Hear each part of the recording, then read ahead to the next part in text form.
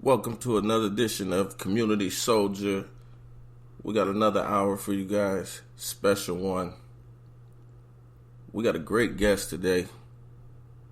His name rings loud in our community. Mr. Thomas Burke. Let's give him a round of applause for Mr. Thomas Burke. He's from Save Our Youth. Y'all know Save Our Youth. That's the organization that takes our children on field trips, teaches our children how to play chess, mentors our children just about every step of the way. He's one of the strong community soldiers out there, marching for our city, for our community. We're going to get him on the line today. We're going to get him to talk to us for a little bit. But first, we're going to play a song from Flame Kent, a.k.a. Markeith, and it's called She Got It. You got it going. You got it going on, girl, you got it going. Everybody said, ooh, girl, you got it going. Girl, you got it going. Ooh, girl, you got it going. Got it going on. Girl, you got it. Girl, you got it going. Ooh, girl, you got it going. Got it going on. Ooh, girl, you got it going. Girl, you got it going. Ooh, girl, you got it going. Got it going on. Put your hands on your hip and dip for me. Girl, you got it going on. Gon' trip me. Loyalty is my friend. Ooh, I like the way you walk in your heels. Like sheesh. Ooh, girl, I like the way that you got it. Just know that you got it. Catch your body every time you in my body. If I got an issue, you solve my problems. I can't do nothing without you, girl. I'm sorry. Girl, you got it. Girl, you got it going. Ooh, girl, you got it going. Got it going on. Ooh, girl, you got it going. Girl, you got it going. Ooh, girl, you got it going. Got it going on. Girl, you got it. Girl, you got it going. Ooh, girl, you got it going. Got it going on. Ooh, girl, you got it going. Girl, you got it going. Ooh, girl, you got it going. Got it going on. Ooh, shit what your mama gave you. That's that family tree. And girls like when you in the kitchen, you got the recipe. Put your hands on your hip and watch you dip and dip. Put your hands on your hip and watch you dip and dip. Girl, you know I got them Pringles, I'ma stack them chips. Anything, whatever you wanna do, I do for you. I ain't gotta rhyme, I like the rhythm in your booty, ooh. Drop it to the floor, drop and roll. Fire, ooh. You the sire, you the truth. Move, move, move, move. Ooh, you think like a cow, girl, move, move. And watch out when you come through. Ooh. You got it, girl. Girl, you got it going. Girl, you got it, you got it, you got it going on. And when you body, you catch your body and you know it's true. You embody everything, you just bust and move. Bust and move. Loyalty's a free. Loyalty's a free. Loyalty's a free. She Got It from Flame Kent. Shout out to him, man. Flame Kent. He's a local. Man, I'm excited for this interview. I'm really excited. I'm going to tell you why. When I first came home, I started to hit the ground running. I had a mission. I had a vision of reaching out to the community, reaching the young men and women, trying to intervene before they would ever see those quarantine cells like I did. And on that mission, I ran into the same face over and over and over again. And his face was Mr. Thomas Burke. I didn't even know who he was for a long time until my very own son went on a field trip with Save Our Youth. And then that made me pay attention even more. So it's a great honor to have him on Community Soldier today as a guest. I'm very excited to have him on, man. I just want to give him a big round of applause for everything that he does in our community. He's definitely a community soldier. But let's get him on the phone, see what he can bring to us today. Tell us about Save Our Youth and all the things that he's been doing with our children in the community. All right, we got Mr. Thomas Burke on the line from Save Our Youth. How you doing, Mr. Burke? I'm doing great. Thank you. How are you? I'm good. Thank you for joining Community Soldier this morning as we sit in quarantine. Yes. So tell me. It's a pleasure to be joining the community. The community is important. Yes. We try to give the community something to do as they sit back in quarantine, and I try to bring different guests on the show that are heavily involved in the community.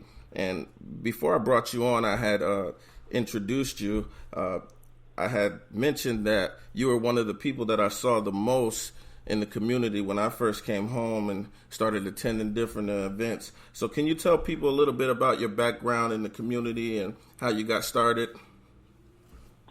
Yes, I'm originally from Detroit. I was born and raised in Detroit.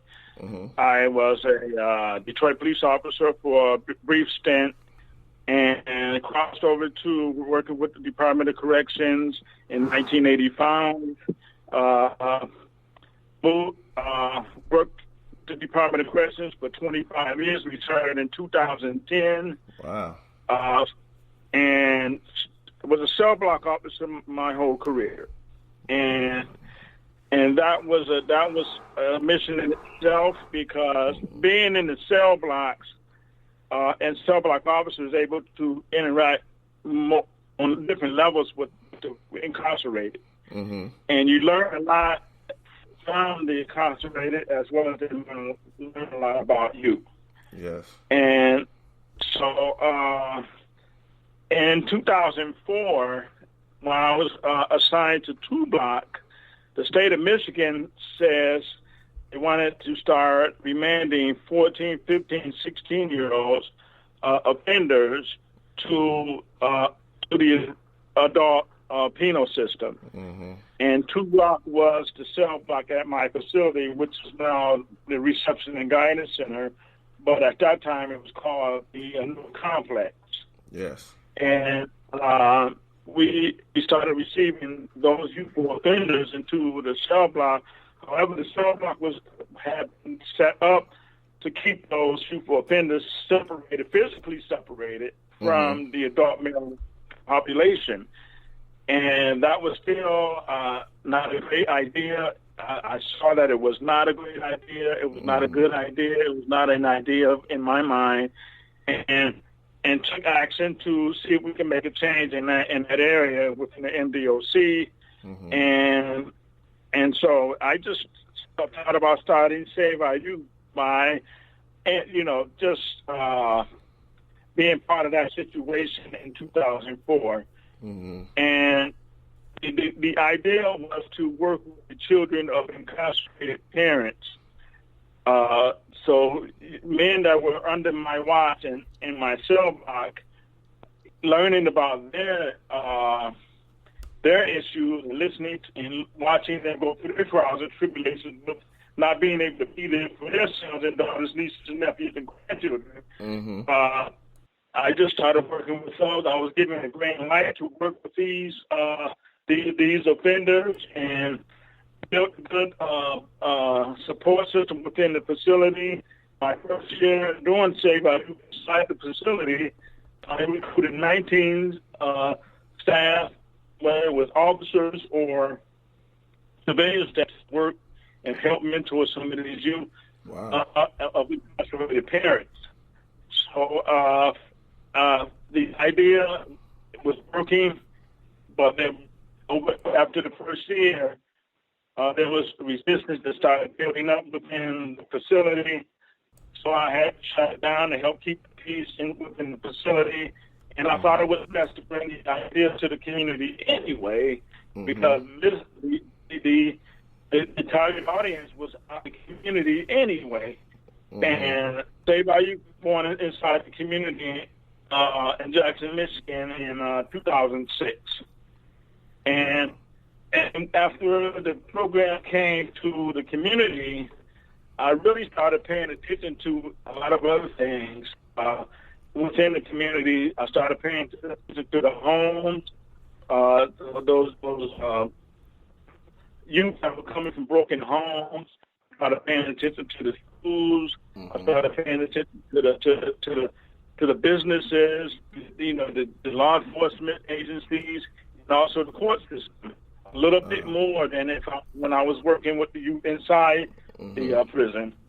And I started reaching out to the different agencies, such as United Way, Big Brothers Big Sisters, even the police department, different businesses, churches, and also I started reaching out to other nonprofits such as the Florence Clinton Services, and I think I've already mentioned Big Brothers Big Sisters and United Way, to see what we can do to work together to bridge some of these gaps, and these cracks and the cracks that you were falling into. And I just started walking pounding the pavement, knocking on doors, getting people to open up their hearts, open up their minds, open up their pocketbooks, and just trying to help bring programs that were not essential in the community for youth at that time.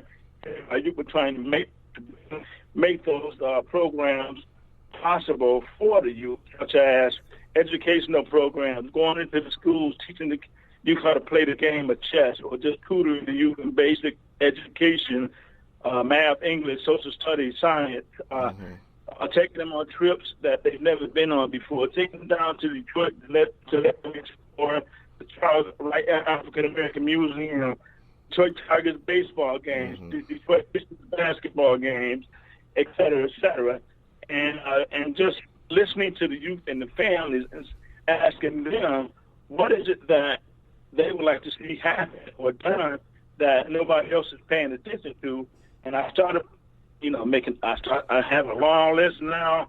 I have 19 projects and programs currently based on research, based on needs and wants that the community asks for. Wow.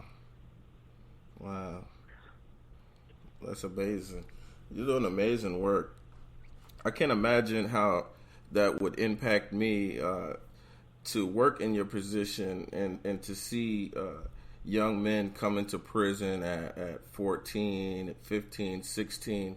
As a person who was formerly incarcerated, I remember my days going through the RGC, and I remember the fear and the not knowing what was going to happen each day as I sat in there. I couldn't imagine going through that as a 14-year-old kid, not being fully a man and being around a bunch of grown men.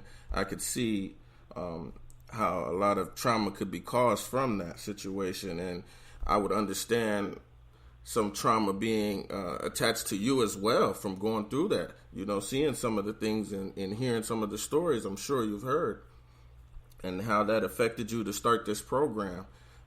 That's just very interesting to me, how situations can change a person's direction in life. So I see. I'm sorry. I'm sorry. Was you going to say something? Yeah, I was going to say that. Yeah, definitely, because as the youth, after they come in, they were assigned to a set up for them what we call the youth for offenders, right there inside a cell 2 block. And they were physically, like I mentioned, they were physically separated. But I would go and speak to each one of them on an individual basis and just ask them about the same questions. And some of the responses were very, very, just common. Some of the responses, if I ask a question, who are you living with before you got in this position, before you came here? And a lot would say they were living with their grandmother, they were living with their mother, or a friend on the streets, but I would never hear them say I was living with my father or I was living with my mother and my father. The father was not in the picture. And I would ask them, what would you think the mother would say to you right now? And most responses were they would start crying. They wouldn't have a response. They would just start crying. They would back away, sit down, and just look. You can tell that you mentioned the word traumatic. You can tell that they were scared out of their wits. They because they're still young-minded. They made grown men decisions with understanding what they were getting themselves into. It was heart-wrenching and it was wrong. That's not a way to help these youth by throwing them in prison. Especially now that we know science has shown us things like the ACEs studies, how impactful it is not having a father or growing up in a home with violence or, being surrounded by violence. We know the trauma that causes to a child growing up, and we understand that their mental development is impacted by being in those situations, so that it affects their decision making. So we know that science tells us these things, so we know that locking them up is not going to do them any good. So that leads me to a question that I really have it's a question that really, I ask a lot of people this because I get asked a lot. I regularly engage women at work as a caseworker for community action. A lot of women have children who are starting to become in their teenage years. They're starting to run out into the streets. They're starting to lose control of these children. What's the best advice you can give to some of these mothers to help maybe intervene before they lose total control? Well, first of all, a lot of agencies such as the schools and the juvenile centers, hate to say it like that, they work with the children also. So let's just use the schools. When children are getting in trouble at schools for whatever reason, and they try to reach out to the parents and when I'm working with this type of situations myself, I see the parent being a little bit antagonistic toward the agencies, and the parents need to try to be a little bit more protagonistic towards the ones who are reaching out to them, and try to be a little bit more understanding that we're not trying to tell you what to do with your children. We're trying to help you understand what you need to do to help your child, and we understand all the root causes of what's going on inside these broken homes, in single parent homes. The mothers are always working. The mothers are younger and younger. A lot of mothers don't have good social skills or good parenting skills, et cetera, et cetera. But there are programs and agencies that are there that the parents need to really, really just put their guards down and pay attention and learn from the people who are trying to help them. Yes. And not be so much against them. Yeah, that's very true. I have a personal theory, to give you the short of it. I was born in 1984. I was born from a parent. My mother was addicted to drugs. She was in and out of the prison system. My father raised me. So I understood the drug epidemic. I got to see it. I lived in New Jersey, so I got to really see really close like what it was doing to the communities there and what it was doing to our people. And I started to see some of the trickle-down effects, how a lot of my friends, a lot of their fathers started to get locked up, and a lot of their fathers, were just missing. And then you see generations of children growing up without fathers, patterns started. And now we see children in today's age who haven't seen fathers or grandfathers for quite some time. And we have women who are teaching children how to be men, and you see some gaps missing. You see some things like regular skills that may have been regular to you in your home, they might be missing in this home. And it's hard to try to teach someone something that is totally foreign to them because in their household they didn't grow up that way. I see that's one of the biggest issues that we come across when running across people and trying to help them in this way. Mm-hmm. Absolutely. Because and you made it. You was spot on with you see women trying to teach these young boys how to be men. Mm-hmm.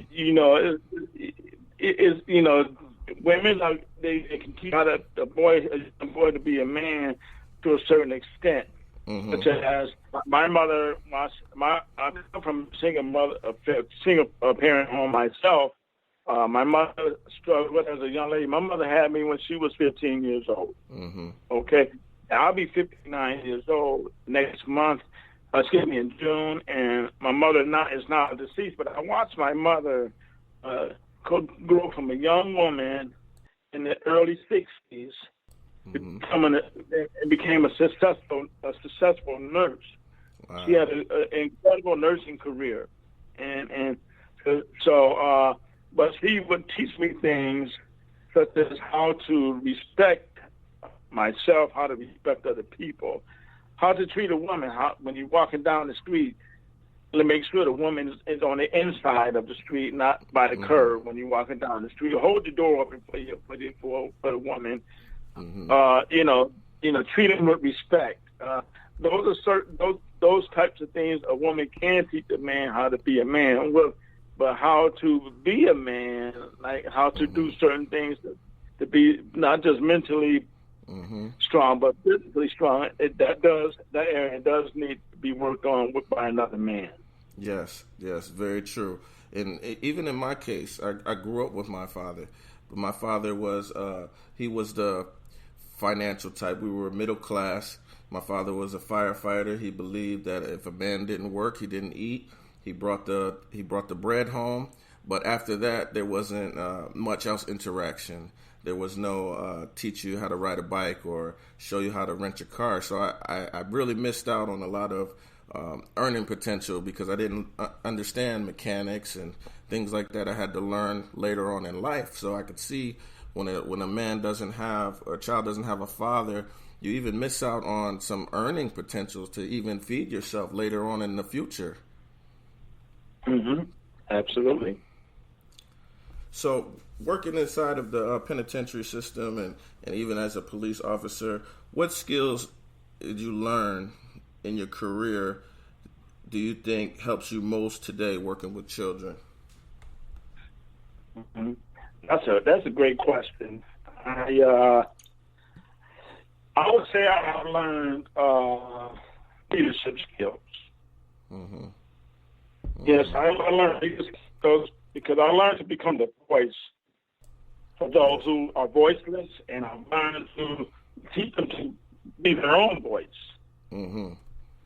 And so, and instead of handing something, giving something to a youth or a child, you show them how to do it themselves. You show them how to, talk to people. You show them, you teach them how to let people know something's going on with them, and let them and help them understand that it's okay to ask for help when you need it. Mm-hmm. It's okay to be wrong. It's okay to be this size. It's okay to be this color. It's okay to be this ethnic group. It's okay to be who you want to be because that's who you are. Yes. It's important. That's very important. I met a young man. I work with music a lot because I used to be able to rap really well, and I used to be really good with words and things like that. So I can connect with the younger generation through that. So I would help them record their music and things like that, and try to talk to them in the mix of it. And there was this one kid, and he just watched me from the side. And one day he came to me and he says, "Man, you do this music and stuff like that." And he says, "But yeah, you go to work." I said, "Yeah." I said, "It's okay to go to work." And I said, I make what I make at work. It's equivalent to more than what most of these guys are making on the streets illegally. And I said, and I don't have any of the stress. And 2 weeks later, I saw that kid get a job. So I said, just something that small, just showing somebody the example, it goes a lot. It goes a lot further than we think, So that's definitely true what you said. I see you regularly, like you said, you engage children with trips to different ballparks and museums, amusement parks, and things like that. How do you fund all these trips? Okay, Save By You, we are a nonprofit mentoring organization, and so we have the capability of applying for grant funding, and and then we also do fundraisers, and we also just ask for donations. Oh, okay. So the public can donate cash. Yes, they can. Okay. And if a person wants to write a check, they would write the check out to Save Our Youth. And our address is, right now I'm using my home office address, which is 110 Lincoln Court, Jackson, Michigan, 49203. Our main office, because of the pandemic, we are shut down for now. But the main office address is 211 West Ganson, Suite 220, Jackson, Michigan, 49201. And whenever we come to any kind of normalcy in our society, the Save Our Youth office is open to the public. And people are welcome to visit us anytime. But I want to point out, too, that Save Our Youth are not just an organization that wants to do all the fun things with the youth in the community. We do educational things as well. As a matter of fact, Mr. Counts, we are about a week away from launching a virtual education program. Oh, wow. And yes, and we'll be working with the Jackson Public Schools. And here are some of the highlights of what we'll be doing. First, we'll be tutoring in basic studies, basic school studies such as math, English, reading, spelling, and these classes will be held virtually. And what we want to do to help persons or families who do not have internet access, Save Our Youth are going to pay for the hotspots for those households. Wow. So those households can have access to internet access so they can participate in our virtual education program. And also we'll be doing some elective programs, programming such as teaching the game of chess. Yes. And we'll be working with the Charles White African American Museum and the Ella Sharp Museum to put together some virtual art exhibit tours.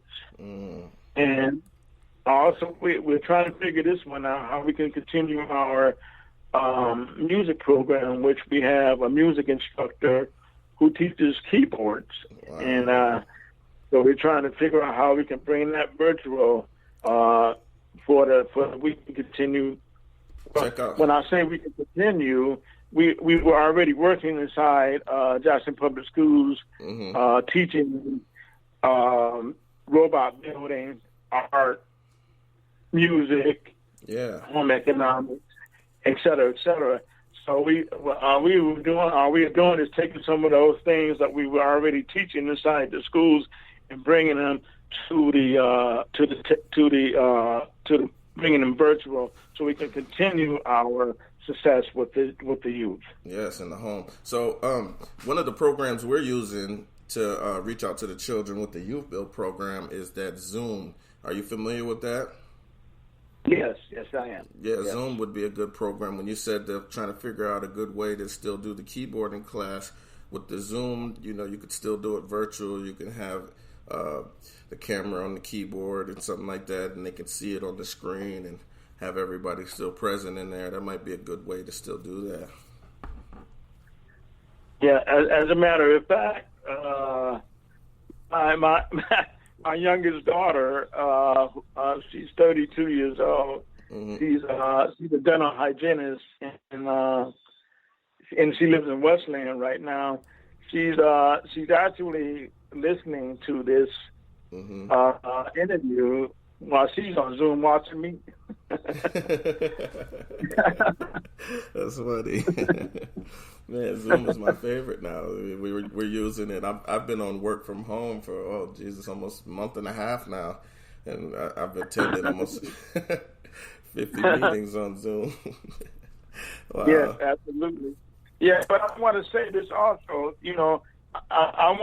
I would like for the community to know that we do a lot of good behind the scenes, and it's just a lot of things that we do, such as for example, before the expungement program became a big deal in Jackson County, which I'm glad that there's an expungement program that's funded by other sources. But I started building a relationship with the Jackson County Prosecutor's Office and Probation Department some years ago, and for the record, Save Our Youth in the past 5 years, we have successfully had 3 persons in this community records expunged or their records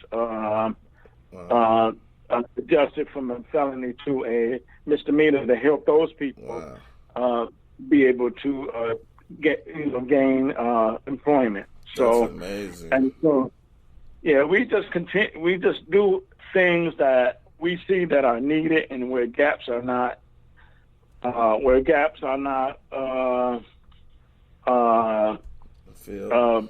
they need to be filled, and we try to step in and be that resource that will help if it has anything to do with helping to save our youth.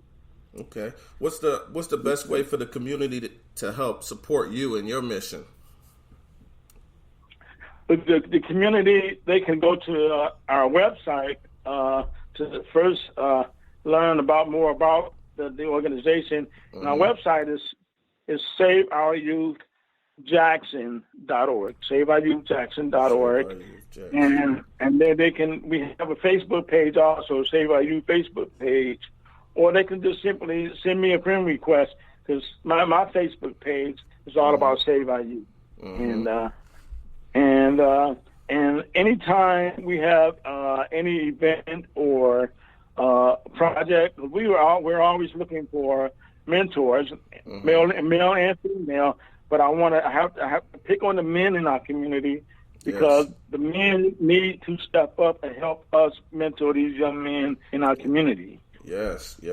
That leads me to my next question, because I've been shouting that too on my Facebook page, and the more I shout it, the more I've been seeing guys of different ages starting to respond now, and they're always asking, what can I do, or how do I start? So what advice do you give to those men that are listening that want to get out here in the community, and they're starting to change their lives and they want to give back?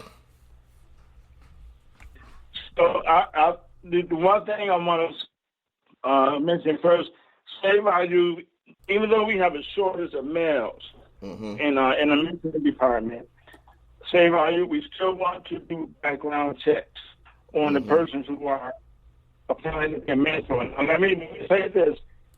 95% of Save Our Youth mentors are ex-offenders. Mm-hmm. Okay, so with that being said, we do not have any,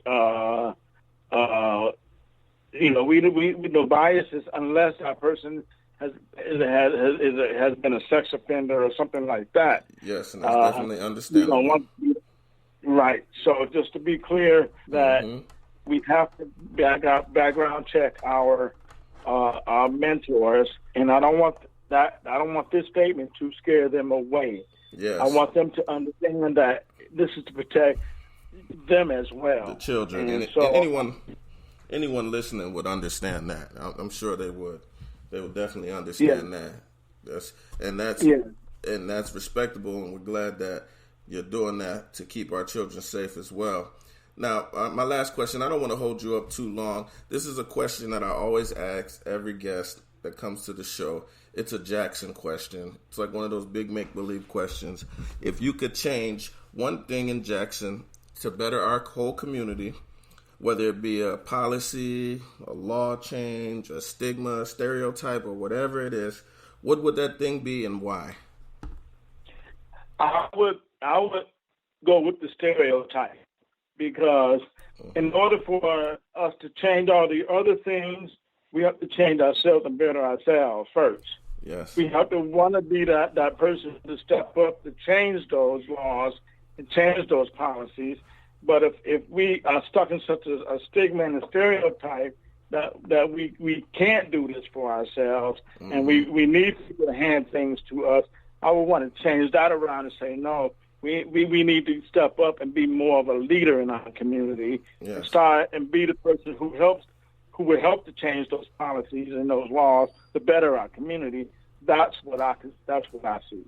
Yeah, a lot of people don't want to hear that. And especially within the African American community, I believe that due to us generationally not having solid father figures and men around, I believe that we've become soft in some ways, and some hard things we can't take. And one of those things that need to be voiced louder is that we can do better. We can achieve more. We have more options out here than we ever had before in life.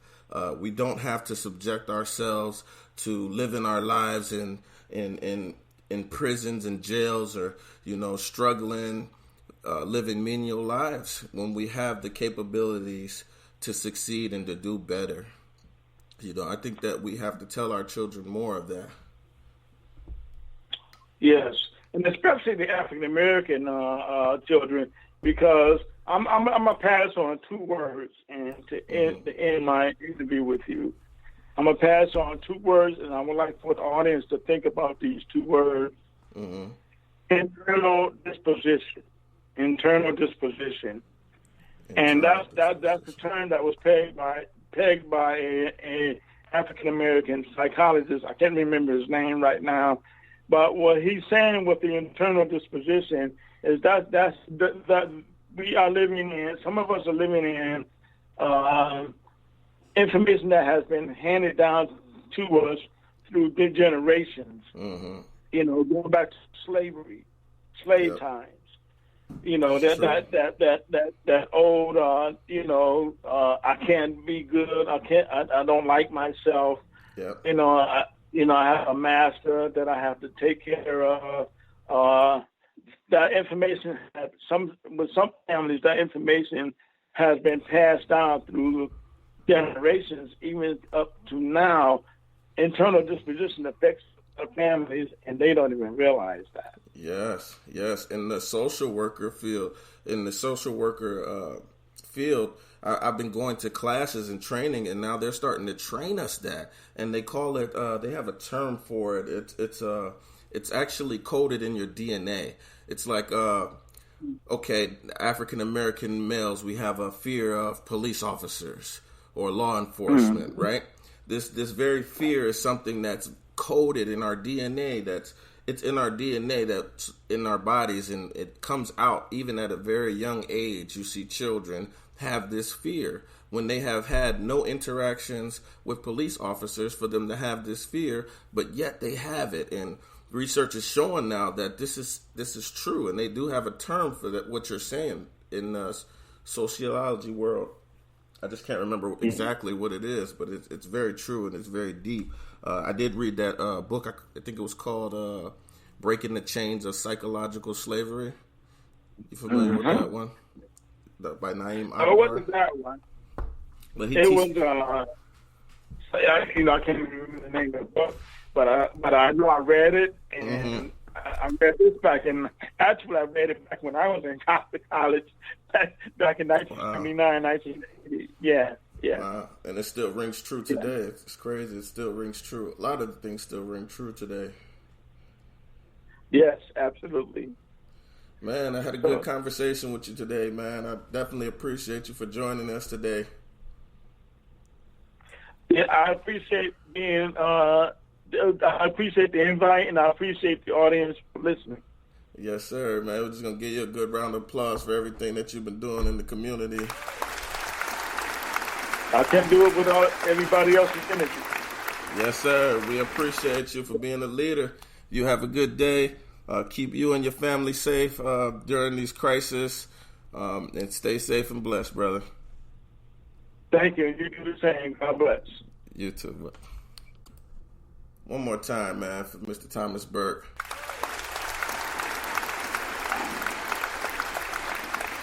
Let's play some music, man.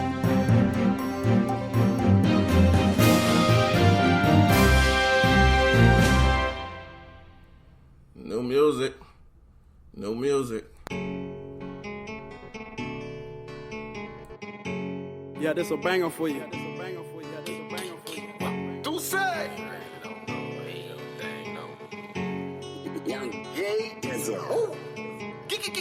Shout out the hood, they know I'm a god. Keep it 100, can't rock with the fraud. I'm the front runner, no not a runner. Burning the torch for the hood. See a young that they misunderstood. Never wanna see a young prosper. I ain't doing trims, I'm in the cut like a barber. Hustler father. I'm from the neighborhood, got attitude like that. Only dream of ball hard and stomp with the shit that they never had. Y'all say y'all street, y'all ain't going no block. Keep your legs closed. Do say just one's top. You keep the basic. Mike just wanna ride us out.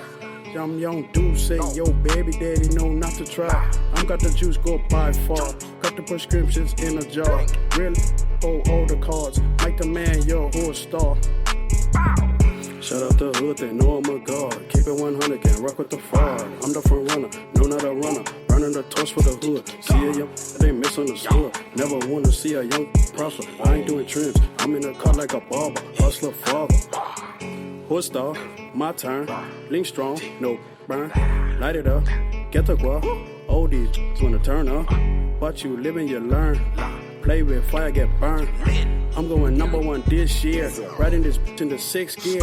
Looked up to Pablo, Big Meech, El Chapo, my top 3. Chat was serving the sidewalk. Cop the drop, hopped in the streets. Name a youngin' as hot as me. Can't name a youngin' as hot as me.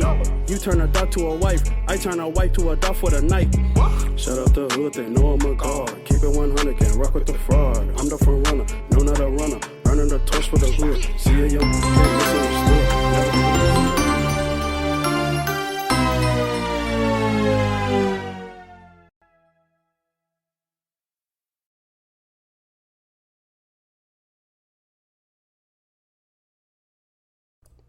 Alrighty then.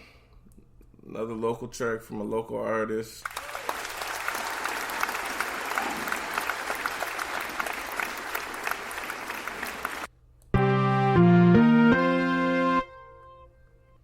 On to local news. Alright, on to local news. Looks like we're giving some entertainment. Several places are hosting virtual concerts in Michigan. This week, West Michigan music site Local Spins has started a virtual venues listing an online live stream concerts at localspins.com/events. It is run by John Sinkovich. The Michigan Music Alliance, a nonprofit based in Grand Haven, has set up a Michigan Artist Relief Fund to collect donations that will be distributed to musicians who've lost gig income due to coronavirus pandemic. They are on Facebook at facebook.com/Michigan Music Alliance. The Michigan Council for Arts and Cultural Affairs, which is helping with the Emergency Relief Fund grant, with support from the National Endowment for the Arts through Coronavirus Aid, Relief, and Economic Security, the CARES Act, MCACA, has developed a program to help secure jobs and keep the doors open to hundreds of art and cultural organizations in Michigan that add value to the state's economy and bolster the creative life of our communities. MCACA has designed a plan to expedite the distribution of critical funds. The Emergency Relief Funds program will be carried out through one-time grant of up to $5,000 to eligible nonprofit arts and cultural organizations. The deadline to apply for that grant is 5 p.m. Eastern Standard Time, May 1st. You can find that grant on michiganbusiness.org/arts. Sundays at 1 p.m. on WBLU FM 88.9 in Grand Rapids or WBLV 90.3 in Muskegon, or online for both of those radio stations.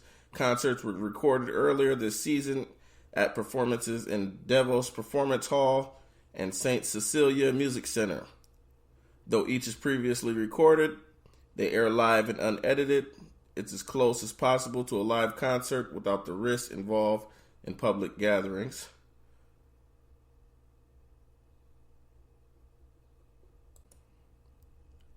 Monday, April 20th at 7 p.m., you have Mondays with May, live on Facebook. They're doing a weekly check-in, songs from Sleepless and Heart Songs. You can find that at www.facebook.com/events. Look up Mondays with May. You also have Wednesdays, 4/22 at 3 p.m., virtually live at the Green Note. You can also find that through facebook.com/events and type in virtually live at the Green Note. Thursday, 4/23, we got Center Stage Decidement, Episode 4, Brendan Andes. Learn more about that at facebook.com/Mayor Lewin Music. It's important to have some entertainment during this time. A lot of people are starting to figure out ways to social distance and bring creative content. Me, myself, I just started the podcast because it's very easy to do, and I can also reach out to many people without actually having to be in contact with them. We will soon have visuals as well to go along with the audio broadcast of our show. That way, you can kind of get a better feel for us over here and see what all is taking place.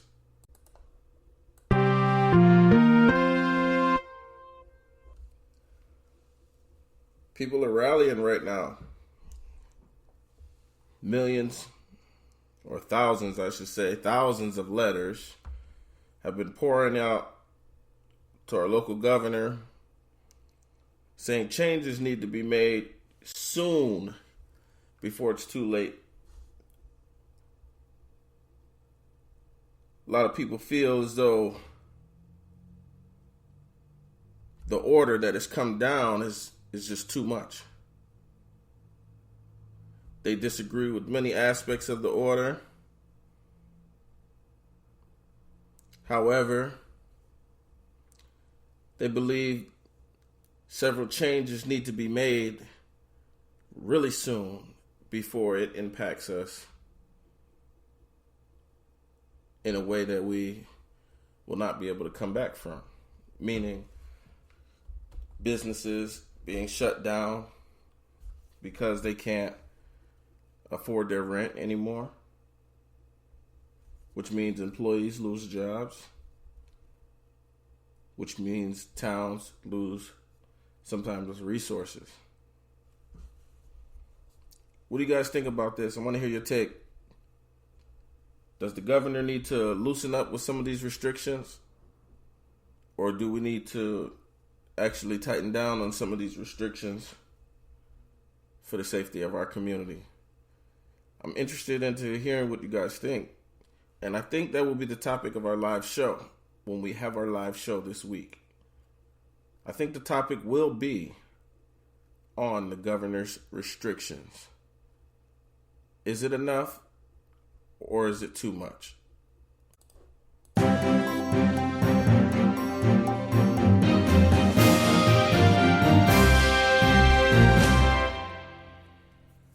A Michigan prisoner died just this last week from the coronavirus, weeks away from parole after being locked up for 44 years. That man's name was William Garrison. He was 60 years old. He died from the coronavirus in Macomb Correctional Facility Monday, April 13th. He was a juvenile lifer, weeks away from parole. Committed a crime when he was 16 years old and sentenced by the state of Michigan to life in prison. That life sentence, which he served, according to news reports, he was up for parole this year after being resentenced in January due to a 2016 Supreme Court ruling that its 2012 ruling striking down mandatory life sentences for juveniles convicted of murder should be applied retroactively. So Garrison was offered parole in February, but he declined, telling the parole board he would rather serve the rest of his sentence to max out. That way he can walk free. It's not uncommon. A lot of men do this because they know that the parole system and how it's set up for you to return. It's set up for failure. So he decided to skip the 7 months of parole and he decided to max out, skip parole and max out. Once the coronavirus crisis hit the prison, Michigan prison officials began looking for prisoners who were elderly or had chronic conditions and could be released on parole. And of course, they chose Garrison. So they went back to him and offered him another shot at parole, and he accepted it due to the coronavirus. However, in order to release prisoners for parole, Michigan law states prisons must notify prosecutors and any registered victims and wait 28 days in case they want to appeal the decision. Because Garrison's crime was committed in Wayne County, prison officials notified Wayne County Prosecutor's Office about this parole on April 8th. There were no registered victims associated with the case. To speed up the process for the vulnerable inmates during the coronavirus crisis, Michigan prison officials have begun requesting prosecutors waive the 28-day waiting period. More than 100 letters have been sent to the Wayne County Prosecutor's Office requesting the waiver of the appeal process, and the county prosecutor has not replied to any of them, according to prison officials. 5 days after prison officials requested he be released on parole, Garrison died. The prison officials say if the prosecutor's office had responded to the letter requesting his parole, Garrison probably would have been out by now. And he also says it's just sad that he stayed in and we tried to get him out, but we just didn't hear back in time to get him out soon enough. It's incredibly sad. Let me break it down because he left a few things out. Why it's sad. And why was it so important for him to be released? You see, the prison officials picked out Garrison, it says, 5 days before they made the request. So, according to all that we know about the coronavirus, they say it takes at least 14 days for it to fester, for it to make itself known in your system after contact. So we can surmise that when they made the request, it's a reasonable assumption to say that Garrison probably already was showing symptoms of the coronavirus. That would explain why more than 100 letters were sent out to the Wayne County's prosecutor's office.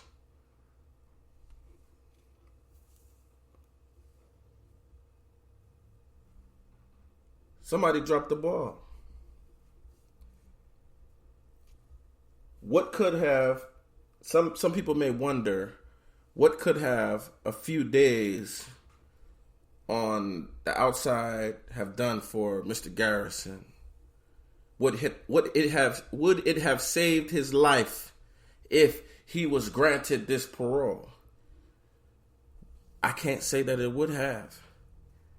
But what I can say is experiencing what it's like inside of a prison hospital and knowing what kind of care that you receive, I'd have to say that Mr. Garrison would have had a better chance at survival if he was at Henry Ford in Detroit over the prison hospital. Why do I say that? Because it is well known inside of the prison population that they are not receiving the best care possible. They're not receiving even the same type of care that you would receive on the outside. I mean, I particularly remember once I was in Jackson jail, and I asked the nurse, where did she go to school? And her response was, I went to school to be a veterinarian. So I said, what made you want to, go back to school and be a nurse? She said, I never went back to school. I got this job because I was a licensed veterinarian. So that just lets you know the type of care that the men are going to receive there. I personally watched men die in the Wayne Waters Hospital, and I saw nurses that just didn't even blink an eye because the men were murderers, the men were child molesters, because the men did horrible things. I saw people treating other people terrible. And then I didn't know how to feel about that, because I know how I personally feel about certain situations and certain things. And yes, I know that they're terrible. Yes. But when I look and I see a 90-year-old man who is weak, he's beaten down, he's old, he's fragile, he's frail, and I see him dying in suffering in some of the worst pain, excruciating pain that a man can go through, and I see him dying without no proper pain treatment, no comfort. And then I watch them die and lay in rooms with the sheet over them for hours until the county coroner would come and officially pronounce them dead and take their bodies to await for the family, if they have family, to claim them. Depending on who a person had on the outside, that would determine how long a person's body laid under the sheet. So my heart goes out to Mr. Garrison's family, because in my opinion, he would have had a better chance if he was given parole. I feel like Michigan Department of Correction did everything, or maybe they didn't do everything they could, but it seemed like in this situation that they did everything that they could to save him. Moment of silence for you.